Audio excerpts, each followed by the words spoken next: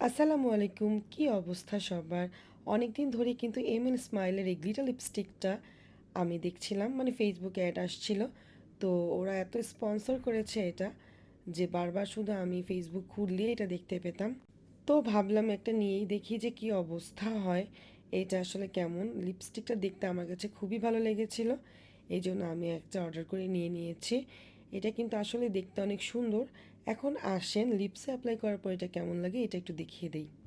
দেখতে যতটা ডার্ক লাগছিল, লিপসে অ্যাপ্লাই করার পর কিন্তু এটা অতটা বেশি ডার্ক ছিল না।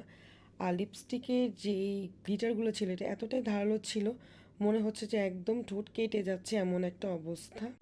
খুব একটা গ্লসি বা গ্লিটারি ছিল ব্যাপারটা, কিন্তু ওইরকমই না। আমি একদম সরাসরি আপনাদের দেখিয়ে দিলাম।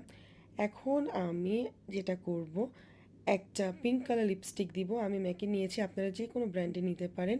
তো পিঙ্ক কালার লিপস্টিকের উপরে আমি যেটা করেছি, একটা হাইলাইটার অল্প একটু অ্যাপ্লাই করে দিয়েছি। যারা ম্যাট টাইপের গ্লসি লিপস্টিক লাইক করেন তারা কিন্তু চাইলে এইরকমভাবে অ্যাপ্লাই করতে পারেন। এটা কিন্তু ভিডিও থেকেও সামনাসামনি দেখতে বেশি ভালো লাগছিল। আসলে হাইলাইটার অ্যাপ্লাই করার পর কিন্তু লিপস্টিকটার লুকই চেঞ্জ হয়ে গিয়েছে। না, আমি আরেকবার লিপস্টিকটা হালকা করে অ্যাপ্লাই করে আরেকটা টাইপস দেখিয়ে দিব। লিপস্টিকের উপরে আমি একটা পিগমেন্ট দিয়ে নিয়েছি। তো পিগমেন্টটা দেওয়ার জন্য কিন্তু একটু গ্লিটারি গ্লিটারি লাগছে, দেখতে কিন্তু ভালোই লাগছে।